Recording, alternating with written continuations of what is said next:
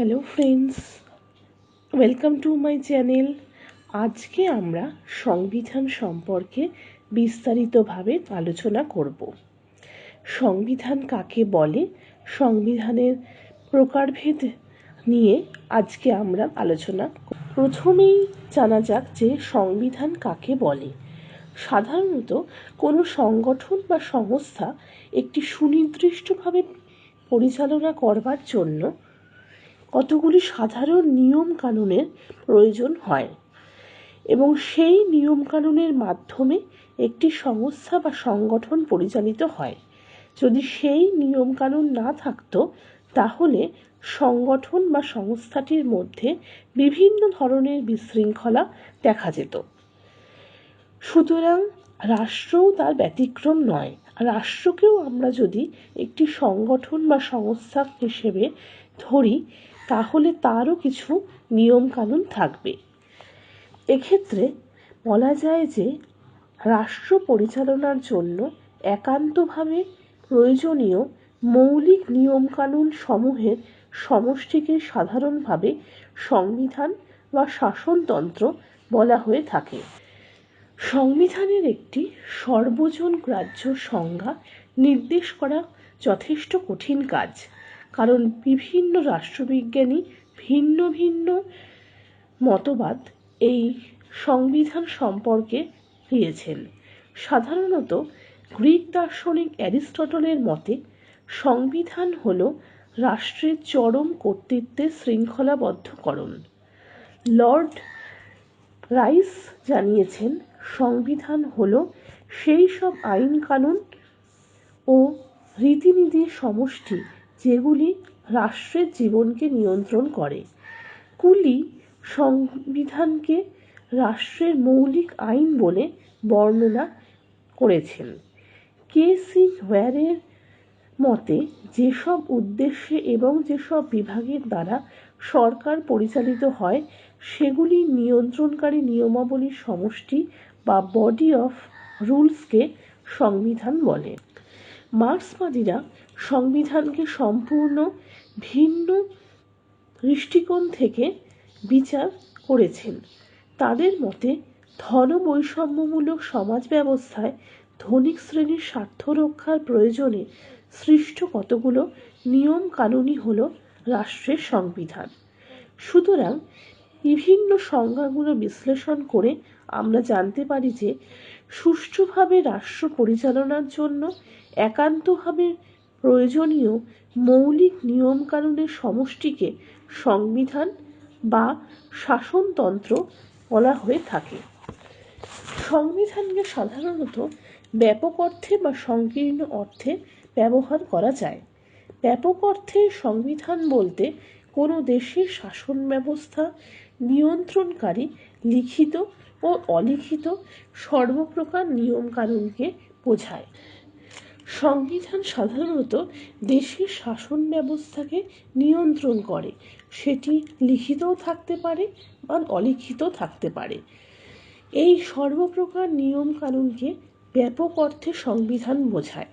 আবার সংকীর্ণ অর্থে যদি আমরা সংবিধানকে আলোচনা করার চেষ্টা করি তাহলে বলা যায় যে সংবিধান হল সেই সব লিখিত মৌলিক আইন কানুন যেগুলির দ্বারা সরকারের গঠন, সরকারের বিভিন্ন বিভাগের সংগঠন, ক্ষমতা ও সম্পর্ক নির্ণয়, রাষ্ট্রের সঙ্গে নাগরিকদের সম্পর্ক প্রভৃতি নিয়ন্ত্রিত হয়। আর সাধারণত দেখা যায় যে সংবিধান পরিবর্তন হওয়ার একটি নির্দিষ্ট পদ্ধতি আছে। সাধারণত সময় এবং প্রেক্ষাপট অনুসারে আইনের যেমন বিভিন্ন ক্ষেত্রে পরিবর্তন দেখা যায়, তেমনি সংবিধানে যেসব নিয়মকানুন আছে সেগুলোরও পরিবর্তন লক্ষ্য করা যায় এবং তার জন্য একটি বিশেষ পদ্ধতি অবলম্বন করতে হয়। সংবিধানের শ্রেণীবিভাজন সম্পর্কে এখন কিছু আলোচনা করা যাক। সাধারণত সংবিধানকে দুভাগে ভাগ করা যায়, লিখিত এবং অলিখিত সংবিধান। এছাড়াও সুপরিবর্তনীয় বা দুষ্পরিবর্তনীয় সংবিধান। লিখিত সংবিধান সাধারণত কোনো দেশের শাসন ব্যবস্থা সম্পর্কিত মৌলিক নীতিগুলি অধিকাংশ বা সবগুলি একটি বা কয়েকটি দলিলে লিপিবদ্ধ করা থাকে, তাকেই লিখিত সংবিধান বলে। সাধারণত এই ধরনের সংবিধানে শাসনতান্ত্রিক মৌলিক নীতিকে লিপিবদ্ধ করার জন্য একটি সংবিধান পরিষদ বা কনস্টিটিউয়েন্ট অ্যাসেম্বলি থাকে। লিখিত সংবিধানের বিধানগুলো প্রথা, রীতিনীতি, আচার ব্যবহার প্রভৃতির ওপর ভিত্তি করে গড়ে ওঠে না। মার্কিন যুক্তরাষ্ট্র, সুইজারল্যান্ড, ভারত প্রভৃতি দেশের সংবিধান লিখিত সংবিধানের উদাহরণ। অলিখিত সংবিধান শাসন সংক্রান্ত মৌলিক নীতিগুলি যখন প্রচার, আচার ব্যবহার, রীতিনীতি ও বিচারালয়ের সিদ্ধান্ত প্রভৃতির ওপর ভিত্তি করে গড়ে ওঠে, তখন তাকে অলিখিত সংবিধান বলা হয়ে থাকে। অলিখিত সংবিধানের শাসন সংক্রান্ত মৌলিক নীতিগুলিকে এরকম কোনো কনস্টিটিউয়েন্ট অ্যাসেম্বলি থাকে না। সাধারণত রাষ্ট্রের ঐতিহাসিক ক্রমপরিবর্তনের মাধ্যমেই সৃষ্টি হয়। ব্রিটেনের সংবিধান এইরূপ অলিখিত সংবিধানের প্রকৃষ্ট উদাহরণ। সংবিধানকে মূলত দুটি ভাগে ভাগ করা যায়। লিখিত অলিখিত সংবিধান ছাড়াও সেটি হলো সুপরিবর্তনীয় এবং দুষ্পরিবর্তনীয় সংবিধান। অধ্যাপক ডাইসিকেন অনুসরণ করে বলা যায় যে আইনসভা যে পদ্ধতি অনুসরণ করে দেশের সাধারণ আইন প্রণয়ন ও পরিবর্তন করে, সেই পদ্ধতি অনুসারে যদি সংবিধান পরিবর্তিত বা সংশোধিত হয়, তবে সেই সংবিধানকে সুপরিবর্তনীয় সংবিধান বলা হয়। এইরূপ সংবিধানের ধারাগুলি পরিবর্তনের জন্য কোনো বিশেষ পদ্ধতি অবলম্বন করার প্রয়োজন হয় না। অন্যভাবে বলা যায়, আইনসভা যখন সাধারণ সংখ্যাগরিষ্ঠর ভোটে সংবিধান সংশোধন করতে পারে, তখন তাকে সুপরিবর্তনীয় সংবিধান বলে। ব্রিটেন, নিউজিল্যান্ড প্রভৃতি দেশের সংবিধান এই শ্রেণীর অন্তর্ভুক্ত। দুষ্পরিবর্তনীয় সংবিধান যখন সাধারণ আইন প্রণয়নের পদ্ধতি অনুসারে যে সংবিধানকে পরিবর্তন বা সংশোধন করা যায় না, তাকে দুষ্পরিবর্তনীয় সংবিধান বলা হয়। এইরূপ সংবিধানে যে কোনো অংশের পরিবর্তনের জন্য বিশেষ পদ্ধতি অনুসরণ করা হয়। মার্কিন যুক্তরাষ্ট্রের সংবিধান দুষ্পরিবর্তনীয় সংবিধানের প্রকৃষ্ট উদাহরণ। লিখিত ও অলিখিত সংবিধানের মধ্যে পার্থক্য। লিখিত অলিখিত সংবিধানের বৈশিষ্ট্যগুলো আলোচনা করলে উভয়ের মধ্যে পার্থক্য নিরূপণ করা সহজ হয়। এই পার্থক্যগুলো নিয়ে আলোচনা করা হলো। উদ্ভবগত পার্থক্য। সাধারণত লিখিত সংবিধানের বৈশিষ্ট্যগুলো আলোচনা করলে প্রথমেই দেখা যায় যে উদ্ভবগত কিছু পার্থক্য আছে। যেমন লিখিত সংবিধান একটি সংবিধান পরিষদ বা কনভেনশন কর্তৃক আনুষ্ঠানিকভাবে ঘোষিত হয়, কিন্তু অলিখিত সংবিধানে কিন্তু সেইরূপ ঘোষিত হয় না। এইরূপ সংবিধান প্রথা, আচার ব্যবহার, রীতিনীতি, বিচারালয়ের রায় প্রভৃতির ওপর ভিত্তি করে গড়ে ওঠে। সংবিধানের প্রাধান্য বিষয়ে পার্থক্য। লিখিত সংবিধানে সাংবিধানিক আইনই হলো দেশের সর্বোচ্চ আইন।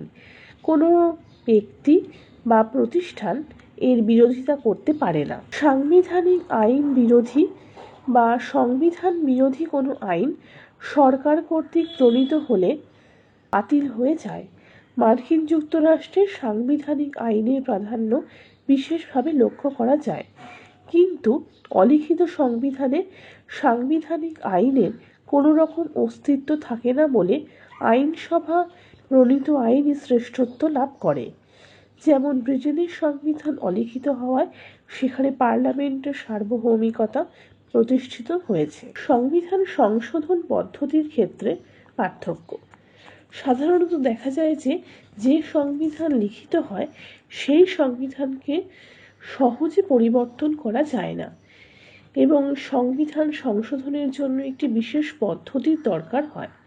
যেমন মার্কিন যুক্তরাষ্ট্রের সংবিধানের কথা উল্লেখ করা যেতে পারে, কিন্তু ব্রিটেনের মতন অলিখিত সংবিধানের বিধানগুলি সুপরিবর্তনীয় হওয়ায় সাধারণ আইন প্রণয়নের পদ্ধতি অনুসারে আইনসভা সেগুলিকে অতি সহজেই সংশোধন করতে সক্ষম। তাই মর্যাদা ও গুরুত্বের দিক থেকে বিচার করে অনেকে লিখিত সংবিধানকে অলিখিত সংবিধান অপেক্ষা শ্রেষ্ঠ বলে মনে করেন। সাংবিধানিক আইন এবং সাধারণ আইনের মধ্যে পার্থক্য। লিখিত সংবিধান যেহেতু দেশের সর্বোচ্চ আইন, সেহেতু সরকার সবসময় সংবিধান অনুসারে কাজ করতে বাধ্য থাকে। সরকারের পক্ষে খেয়াল খুশি মতো কোনো আইন প্রণয়ন করা সম্ভব হয় না। কিন্তু অলিখিত সংবিধানে আইনসভা রাষ্ট্রের সর্বময় কর্তৃত্বের অধিকারী, সেহেতু সরকার যে কোনো আইন যে কোনো সময় প্রণয়ন করতে পারে। বিচার বিভাগের প্রাধান্যের ক্ষেত্রে পার্থক্য। লিখিত সংবিধানে সরকারের বিভিন্ন বিভাগের কার্যাবলী নির্দিষ্ট থাকে। এর ফলে এক বিভাগ অন্য বিভাগের কাজ করতে পারে না। তাছাড়া সরকারের কোনো বিভাগ যদি সংবিধান বিরোধী কোনো কাজ করে, তবে সেই বিষয়ে কোনো ব্যক্তি আদালতের শরণাপন্ন হতে পারে। দেশের সর্বোচ্চ আদালত এই বিভাগের কার্যকলাপ নিয়ন্ত্রণ করে সংবিধানের পবিত্রতা রক্ষা করতে সমর্থ হয়। অলিখিত সংবিধানে বিচার বিভাগের ক্ষেত্রে কার্যত এরম কোনো ক্ষমতা অর্পণ করা থাকে না। মৌলিক অধিকার রক্ষার ক্ষেত্রে পার্থক্য। যেসব সংবিধান লিপিবদ্ধ হয়, সেই সব দেশের নাগরিকদের মৌলিক অধিকার সংবিধানে লিপিবদ্ধ থাকে। যেসব দেশের সংবিধান লিখিত হয়, সেই সব দেশের নাগরিকদের মৌলিক অধিকারগুলো সংবিধানে লিপিবদ্ধ থাকে। ফলে জনসাধারণ তাদের অধিকার সম্পর্কে সুস্পষ্ট ধারণা লাভ করতে পারে। যদি শাসন বিভাগ বা আইন বিভাগ সেই ব্যক্তির ক্ষমতা বা মৌলিক অধিকারে হস্তক্ষেপ করে, তাহলে জনসাধারণ সেগুলিকে রক্ষা করার জন্য সংগ্রামে অবতীর্ণ হতে পারে। তাই লিখিত সংবিধানকে অনেকে ব্যক্তি স্বাধীনতা ও নাগরিক অধিকারের রক্ষা কবচ বলে বর্ণনা করেন। কিন্তু সংবিধান অলিখিত হলে কোন কোন অধিকার নাগরিকদের মৌলিক অধিকার, সেই সম্পর্কে সুস্পষ্ট কোনো ধারণা থাকে না। ফলে শাসন বিভাগ বা আইন বিভাগ ওইসব অধিকারের হস্তক্ষেপ করলেও জনসাধারণ তার প্রতিবাদ করতে পারে না। এমনকি নাগরিক অধিকারসমূহ সুস্পষ্টভাবে সংবিধানে লিখিত না থাকায় আদালত সেই সব অধিকার রক্ষায় অগ্রণী ভূমিকা পালন করতে ব্যর্থ হয়। মাত্রাগত পার্থক্য। লিখিত ও অলিখিত সংবিধানের মধ্যে পার্থক্য নিরূপণ করা অবৈজ্ঞানিক এবং অযৌক্তিক বলে অনেকে মনে করেন। অধ্যাপক গেটেলের মতে লিখিত ও অলিখিত সংবিধানের মধ্যে পার্থক্য মাত্রাগত, মূলগত নয়। প্রতিটি লিখিত সংবিধান আলোচনা করলে দেখা যায় সংবিধানের এমন বহু অলিখিত অংশ আছে যেগুলি আচার ব্যবহার, রীতিনীতি প্রভৃতির ওপর ভিত্তি করে গড়ে উঠেছে। উদাহরণ হিসাবে বলা যেতে পারে, মার্কিন যুক্তরাষ্ট্রের লিখিত সংবিধানে কংগ্রেসের কার্যপদ্ধতি, দল প্রথা, যুক্তরাষ্ট্রীয় আদালতের ক্ষমতা, ক্যাবিনেট ব্যবস্থা প্রভৃতির উল্লেখ না করলেও সেগুলির প্রথা, রীতিনীতি প্রভৃতির ভিত্তিতে গড়ে উঠেছে। আবার অলিখিত সংবিধানেরও কিছু কিছু লিখিত অংশ থাকে। যেমন ব্রিটেনের সংবিধান অলিখিত হলেও 1215 সালের মহাসনদ, 1689 সালের অধিকারের বিল প্রভৃতি সংবিধানের ব্রিটিশ সংবিধানের লিখিত অংশ হিসেবে গণ্য হয়। অনেকের মতে অলিখিত সংবিধান যেহেতু প্রথাভিত্তিক, সেহেতু লিখিত সংবিধানের মতো আইনসভার কার্যাবলী নিয়ন্ত্রণ করার কোনো ক্ষমতা তার নেই। এই অভিযোগও সত্য নয়, কারণ অনেক সময় প্রথাগুলো আইন অপেক্ষা অধিকতর কার্যকর হতে পারে। উদাহরণ হিসেবে বলা যায় যে ব্রিটেনে প্রথাগত নিয়ম আছে যে বছরে অন্তত একবার পার্লামেন্টের অধিবেশন আহ্বান করতে হবে। যদি এই প্রথাকে অমান্য করা হয়, তবে সরকারের বার্ষিক আয় ব্যয় নির্বাহ করা অসম্ভব হয়ে পড়বে। সুতরাং প্রথাগত আইন সবসময় আইনসভা প্রণীত আইন অপেক্ষা কম গুরুত্বপূর্ণ একথা মনে করার কোনো সঙ্গত কারণ নেই। সংবিধান লিখিত হলে ব্যক্তি স্বাধীনতা অধিক পরিমাণে সংরক্ষিত হয় বলে অনেকের ধারণা, কিন্তু তা সত্য নয়। ব্যক্তি স্বাধীনতার সংরক্ষক সংবিধান নয়, সচেতন জনগণই ব্যক্তি স্বাধীনতার প্রকৃত রক্ষক। অর্থাৎ জনগণ যদি রাজনৈতিক শিক্ষায় শিক্ষিত হয়, তার নিজের অধিকার সম্পর্কে সচেতন হয়, তাহলে সেটিই হচ্ছে ব্যক্তি স্বাধীনতা সংরক্ষণ করতে পারে। তাছাড়া অনেকে মনে করেন যে শ্রেণী বৈষম্যমূলক সমাজে সংবিধান যেহেতু ধনী শ্রেণীর দ্বারা রচিত ও পরিচালিত হয়, সেহেতু এমন সংবিধান লিখিত হলেও সংখ্যাগরিষ্ঠ দরিদ্র জনসাধারণ বাস্তবে বিশেষ কোনো স্বাধীনতা ভোগ করতে পারে না। এখন আসা যাক লিখিত সংবিধানের গুণাগুণ সম্পর্কে। লিখিত সংবিধানের কতগুলো গুণ সম্পর্কের আলোচনা করা হলো। সুস্পষ্ট ও সুনির্দিষ্ট। লিখিত সংবিধান সংবিধান পরিষদ বা অনুরূপ কোনো বিশেষজ্ঞ সংস্থা কর্তৃক প্রণীত হয়। অনেক আলাপ আলোচনা তর্ক বিতর্কের ফলে এই ধরনের সংবিধানের বিধানগুলো তর্ক বিতর্কের পর এই সংবিধান ঘোষিত হয় বলে সংবিধানের বিধানগুলো সুস্পষ্ট, সুনির্দিষ্ট ও বোধগম্য হয়। ফলে সরকার ও জনসাধারণ উভয় নিজ নিজ অধিকার ও কর্তব্য সম্পর্কে অবহিত থাকে। লিখিত সংবিধান অলিখিত সংবিধান অপেক্ষা অনেক বেশি স্থায়ী। নিজের খেয়াল খুশির মতো সরকার সহজে সংবিধান পরিবর্তন করতে পারে না, কারণ সংবিধান পরিবর্তন করার জন্য একটি বিশেষ পদ্ধতি অনুসরণের প্রয়োজন হয়। যেসব দেশে লিখিত সংবিধান আছে, তাদের মধ্যে কোনো কোনো রাষ্ট্র নিজ নিজ সংবিধানকে অতিমাত্রায় দুষ্পরিবর্তনীয় করে তুলেছে। উদাহরণ হিসেবে মার্কিন যুক্তরাষ্ট্রের কথা বলা যায়। মার্কিন যুক্তরাষ্ট্রে সংবিধান সংশোধনের জন্য সংশোধনী প্রস্তাবকে কংগ্রেসের উভয় কক্ষে বা কংগ্রেস কর্তৃক আহূত কনভেনশনে 2/3 সংখ্যাগরিষ্ঠতায় উত্থাপিত এবং রাজ্য আইনসভাগুলোর কিংবা অঙ্গরাজ্যগুলোর আহূত কনভেনশনে 3/4 কর্তৃক অনুমোদিত হতে হয়। এইরূপ সংবিধান সংশোধনী প্রস্তাবের জন্যই মার্কিন যুক্তরাষ্ট্র অনেক বেশি স্থায়িত্ব লাভ করতে সমর্থ হয়েছে বলে দাবি করা হয়। গণতন্ত্রের স্বরূপ রক্ষা। জনগণের মৌলিক অধিকারসমূহ লিখিত সংবিধানে লিপিবদ্ধ থাকে। যেহেতু এরূপ সংবিধান সহজে পরিবর্তন করা যায় না, সেহেতু ক্ষমতাসীন রাজনৈতিক দল ইচ্ছে করলেই স্বৈরাচারী হয়ে উঠতে বা জনগণের অধিকারে হস্তক্ষেপ করতে পারে না। গণতন্ত্রের স্বরূপ রক্ষা। জনগণের মৌলিক অধিকারসমূহ লিখিত সংবিধানে লিপিবদ্ধ থাকে। যেহেতু এইরূপ সংবিধান সহজে পরিবর্তন করা যায় না, সেহেতু ক্ষমতাসীন রাজনৈতিক দল স্বৈরাচারী হয়ে উঠতে বা জনগণের অধিকারে হস্তক্ষেপ করতে পারে না। যুক্তরাষ্ট্রীয় শাসন ব্যবস্থার সাফল্য। যুক্তরাষ্ট্রীয় শাসন ব্যবস্থার সাফল্য লিখিত সংবিধানের ওপর বহু পরিমাণে নির্ভর করে। এইরূপ শাসন ব্যবস্থায় কেন্দ্রীয় সরকার এবং রাজ্য সরকারগুলোর মধ্যে সংবিধান অনুসারে ক্ষমতা বন্টন করা হয়। সংবিধান লিখিত অবস্থায় না থাকলে ক্ষমতার প্রশ্নে যে কোনো সময় কেন্দ্রের সঙ্গে রাজ্যের বিরোধ উপস্থিত হতে পারে। তাছাড়া কেন্দ্রীয় সরকার নিজের খেয়াল খুশি মতো রাজ্য সরকারগুলোর ক্ষমতা কুক্ষিগত করতে পারে। ফলে যুক্তরাষ্ট্র এককেন্দ্রিক শাসন ব্যবস্থায় রূপান্তরিত হয়ে যায়। জনমতের প্রতিফলন। লিখিত সংবিধান গণপরিষদ বা কনভেনশন কর্তৃক রচিত হয়। গণপরিষদ ও কনভেনশন গঠিত হয় জনপ্রতিনিধিদের নিয়ে।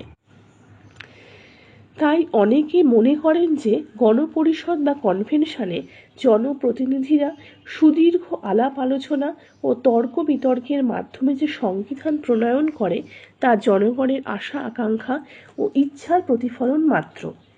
বিচার বিভাগের পক্ষপাতিত্ব রোধ।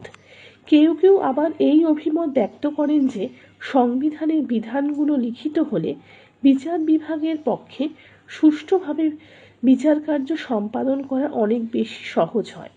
কিন্তু যে দেশের সংবিধান লিখিত নয় সেখানে বিচার কার্য পরিচালনা করা যথেষ্ট কষ্টকর। বিশেষত ক্ষমতা সংক্রান্ত ব্যাপারে কেন্দ্রীয় সরকারের সঙ্গে এক বা একাধিক রাজ্য সরকারের কিংবা রাজ্য সরকারগুলির নিজেদের মধ্যেকার বিরোধে বিচার বিভাগ সাধারণভাবে শক্তিশালী কেন্দ্রীয় সরকার বা কেন্দ্রীয় সরকারের সমর্থনপুষ্ট রাজ্য সরকারের পক্ষে রায়দান করে। লিখিত সংবিধানের গুণাগুণের পাশাপাশি আবার দোষ ও ত্রুটি বর্তমান, যেমন সম্পূর্ণ নয়। যে কোনো দেশের সংবিধান লিখিত হলেই তার মধ্যে যাবতীয় বিষয় লিপিবদ্ধ করা হবে, এইরূপ ধারণা ভ্রান্ত। তাই বিশ্বের বিভিন্ন দেশের লিখিত সংবিধানের মধ্যে কেবল মৌলিক নীতিসমূহকে লিপিবদ্ধ করা হয়। ফলে কোনো লিখিত সংবিধানই সম্পূর্ণ সংবিধান বলে বিবেচিত হতে পারে না। ভারতীয় সংবিধান হল বিশ্বের বৃহত্তম লিখিত সংবিধান। এই সংবিধানটিও সম্পূর্ণ নয়। জটিলতা: সংবিধান যত বেশি লিখিত হবে জটিলতাও তত বেশি বাড়বে। লিখিত সংবিধানে ভাষার বিভিন্ন ব্যাখ্যা দেওয়া সম্ভব। ভারতের মূল সংবিধানের একটি প্রস্তাবনা ছাড়াও ৩৯৫টি ধারা, উপধারা এবং ৮টি তফসিল আছে। ২০১৫ সালের মার্চ মাস পর্যন্ত মোট ৯৮ বার সংবিধান সংশোধিত হওয়ার পর ধারা উপধারার সংখ্যা যেমন বৃদ্ধি পেয়েছে, তফসিলের সংখ্যাও বৃদ্ধি পেয়েছে। এর ফলে জটিল সংবিধানের স্বরূপ উপলব্ধি করা সাধারণ মানুষের পক্ষে সম্ভব নয়। বিচার বিভাগের প্রাধান্য: লিখিত সংবিধান থাকলে বিচার বিভাগের প্রাধান্য অস্বাভাবিকভাবে বৃদ্ধি পায়। সংবিধানের ব্যাখ্যা প্রদান করা বিচার বিভাগের কাজ, তেমনি সংবিধানের প্রাধান্য ও পবিত্রতা রক্ষা করার দায়িত্ব ওই বিভাগকে পালন করতে হয়। সংকীর্ণতা: লিখিত সংবিধানে বিধিবদ্ধ আইনগুলিকেই কেবল প্রাধান্য দেওয়া হয়। প্রথা, রীতিনীতি, আচার আচরণ প্রভৃতির কোনো স্থান এইরূপ সংবিধানে না থাকায় অনেকে লিখিত সংবিধানকে সংকীর্ণতা দোষে দুষ্ট সংবিধান বলে মনে করেন। স্বাধীনতার রক্ষা কবচ নয়: অনেকে এই অভিমত ব্যক্ত করেন যে সংবিধান লিখিত না হলে নাগরিক অধিকারসমূহ রক্ষিত হতে পারে না। এইরূপ মত গ্রহণযোগ্য নয়। মার্কিন যুক্তরাষ্ট্র, ভারত প্রভৃতি দেশের সংবিধান লিখিত হওয়া সত্ত্বেও ওই সব দেশের নাগরিকরা তাদের গুরুত্বপূর্ণ অধিকার থেকে বঞ্চিত আছে। তাছাড়া নাগরিক অধিকার রক্ষায় আদালতের নিরপেক্ষ ভূমিকার ওপর অকারণে গুরুত্ব আরোপ করা হয়। আদালত সামগ্রিকভাবে রাজনৈতিক ব্যবস্থার অঙ্গ বলে পুঁজিবাদী ব্যবস্থায় নিরপেক্ষভাবে নিজ ভূমিকা পালন করতে পারে না। গণবিক্ষোভের সম্ভাবনা: লিখিত সংবিধানের সর্বাপেক্ষা প্রধান ত্রুটি হল দুষ্পরিবর্তনীয়তা। যুগের পরিবর্তনের সঙ্গে সামঞ্জস্য বিধান করে সংবিধানকে সংশোধন বা পরিবর্তন করা যায় না বলে অনেক সময় এইরূপ সংবিধানের বিরুদ্ধে ব্যাপক গণ আন্দোলন বা গণবিক্ষোভ দেখা দিতে পারে। ফলে সরকারের অস্তিত্ব বজায় রাখা যথেষ্ট কষ্টসাধ্য হয়ে দাঁড়ায়। বৈষম্যমূলক সমাজে লিখিত সংবিধান অর্থহীন। মৌলিক অধিকারসমূহ সংবিধানে লিপিবদ্ধ করা হলেই যে জনসাধারণ পূর্ণ স্বাধীনতা ভোগ করতে পারবে এমন কোনো কথা নেই। শ্রেণী বৈষম্যমূলক সমাজে অর্থনৈতিক স্বাধীনতার অভাবে জনগণ রাজনৈতিক ও সামাজিক স্বাধীনতা কার্যত মূল্যহীন হয়ে পড়ে। অলিখিত সংবিধানের গুণাগুণ: অলিখিত সংবিধানেরও গুণাগুণ সমভাবে বিদ্যমান। যেমন বলা যায়, গণবিদ্রোহের সম্ভাবনা কম। অলিখিত সংবিধানের গুণাবলীর মধ্যে অন্যতম উল্লেখযোগ্য হল এর নমনীয়তা। পরিবর্তনশীল সমাজের সঙ্গে সামঞ্জস্য বিধান করার জন্য এইরূপ সংবিধান সহজে পরিবর্তন করা যায়। ফলে ক্ষমতাসীন দল জনগণের ইচ্ছা অনিচ্ছার দিকে লক্ষ্য রেখে অতি সহজেই সংবিধান পরিবর্তন করে সরকারের অস্তিত্ব রক্ষা করতে সক্ষম। সংকীর্ণতা দোষে দুষ্ট নয়। অলিখিত সংবিধান লিখিত সংবিধানের মতো শাসনতান্ত্রিক আচরণ, শাসনতান্ত্রিক আইন, সাধারণ আইন, প্রথা, রীতিনীতি, আচার আচরণ প্রভৃতির মধ্যে পার্থক্য নিরূপণ করে না বলে এই সংবিধানের মতো সংকীর্ণতা দোষে দুষ্ট নয়। দেশের চিরাচরিত ঐতিহ্যের অনুসারী প্রথা, আচার আচরণ প্রভৃতির প্রতি সংবিধান যথেষ্ট শ্রদ্ধাশীল। জাতীয় স্বার্থের অনুকূল। অলিখিত সংবিধান প্রকৃতিগতভাবে সুপরিবর্তনীয়, তাই জাতীয় প্রয়োজনে যে কোনো সময় সংবিধানকে পরিবর্তন করে তাকে যুগোপযোগী করে তোলা হয়। জনমতের প্রতিফলন।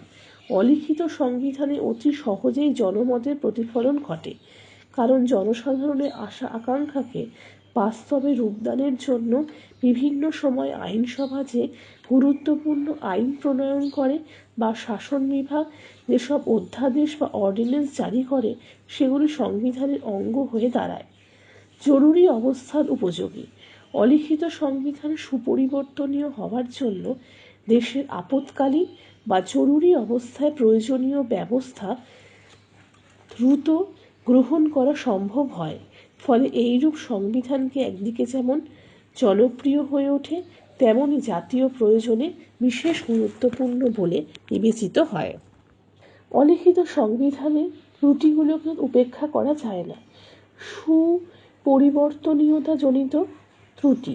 এইরূপ সংবিধান সহজে পরিবর্তনশীল বলে শাসক গোষ্ঠী নিজেদের স্বার্থ চরিতার্থ করার জন্য যে কোনো সময় সংবিধান সংশোধন করতে পারে।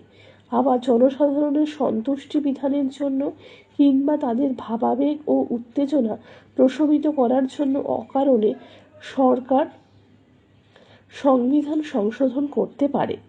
অস্পষ্টতাজনিত ত্রুটি। অলিখিত সংবিধান আবার অস্পষ্টতা দোষে দুষ্ট বলে অনেকে অভিমত ব্যক্ত করেন। তাদের মতে সংবিধান অস্পষ্ট হওয়ার জন্য জনগণ নিজেদের অধিকারের সীমারেখা সম্বন্ধে সম্পূর্ণভাবে বা আংশিকভাবে অজ্ঞ থাকে। ফলে সরকার যথেচ্ছভাবে তাদের স্বাধীনতায় হস্তক্ষেপ করলেও জনগণ তার প্রতিবিধানের জন্য অগ্রসর হতে পারে না। যুক্তরাষ্ট্রীয় শাসন ব্যবস্থায় উপযোগী নয়। যুক্তরাষ্ট্রীয় শাসন ব্যবস্থার ক্ষেত্রে অলিখিত সংবিধান একেবারেই কাম্য নয়, কারণ কেন্দ্র ও রাজ্য সরকারগুলির মধ্যে ক্ষমতার বন্টন সম্পর্কিত নীতিগুলি যদি সুস্পষ্টভাবে সংবিধানে লিখিত না থাকে, তবে যে কোনো সময় উভয় সরকারের মধ্যে বিরোধ উপস্থিত হতে পারে। তাছাড়া কেন্দ্রীয় সরকার রাজ্য সরকারগুলির ক্ষমতা ধীরে ধীরে কুক্ষিগত করে নিতে পারে। বিচার বিভাগের প্রাধান্য। অলিখিত সংবিধান শাসনতান্ত্রিক আইন ও সাধারণ আইনের মধ্যে পার্থক্য নিরূপণ করে না। এর ফলে বিচার বিভাগ প্রয়োজনের তুলনায় অনেক বেশি শক্তিশালী হয়ে ওঠে। স্বৈরাচারের আশঙ্কা। সংবিধান অলিখিত থাকলে যে কোনো সময় সরকার স্বৈরাচারী হয়ে উঠতে পারে। লিখিত সংবিধান সরকারের কর্মক্ষেত্রে পরিধি বেঁধে দিয়ে সরকারের স্বেচ্ছাচারী মনোবৃত্তিকে যেরূপ রোধ করতে সক্ষম হয়, সংবিধান অলিখিত হলে সরকারের ওপর সাংবিধানিক আইনেরও কোনো রকম নিয়ন্ত্রণ থাকে না। এর ফলে জনস্বার্থের পরিবর্তে সংকীর্ণ দলীয় স্বার্থই বড় হয়ে মনে করে। গণতান্ত্রিক মূল্যবোধ স্বৈরতন্ত্রের যুবকাষ্ঠে অলিপ্রদত্ত হয়। সুতরাং উপরিউক্ত আলোচনার ভিত্তিতে বলা যায় যে লিখিত বা অলিখিত সংবিধান সম্পূর্ণ ত্রুটিমুক্ত নয়। তবে সংবিধান বস্তুত লিখিত সুস্পষ্ট হওয়াই বাঞ্ছনীয়। আজকে আমরা সংবিধানের ধারণা, সংজ্ঞা, প্রকারভেদ, লিখিত অলিখিত সংবিধানের পার্থক্য, গুণাবলী প্রভৃতি সম্পর্কে আলোচনা করলাম। Thank you.